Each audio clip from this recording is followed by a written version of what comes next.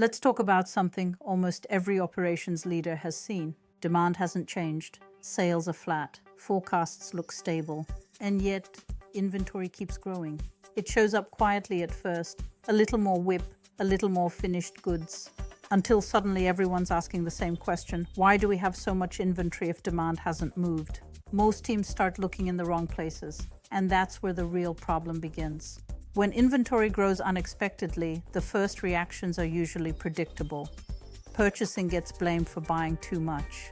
The warehouse gets blamed for not moving material fast enough. Forecasts get blamed for being inaccurate. But here's the thing, those are usually symptoms, not root causes. Inventory doesn't grow because one function made a bad decision in isolation. It grows because the system is absorbing instability. And until you understand what kind of instability you're dealing with, cutting inventory blindly only creates shortages later.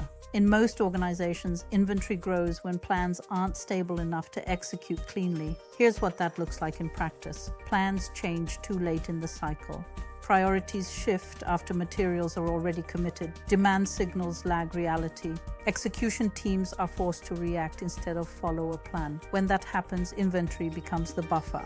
Excess inventory builds in the wrong places. Shortages appear in the right ones. And teams spend their time expediting instead of improving flow.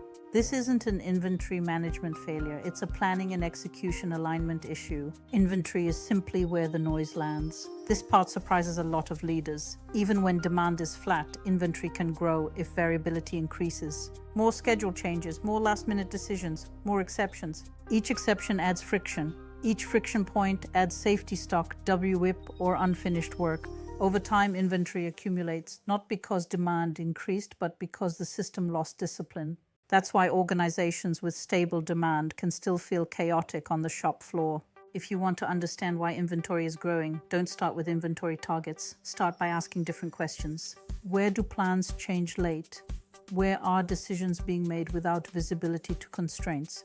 Where is execution compensating for poor signals? Inventory will always reflect the answers. When planning is clear and execution is protected, inventory stabilizes naturally. When it isn't, inventory becomes the shock absorber. Inventory doesn't lie. It tells you exactly how disciplined or chaotic your system really is.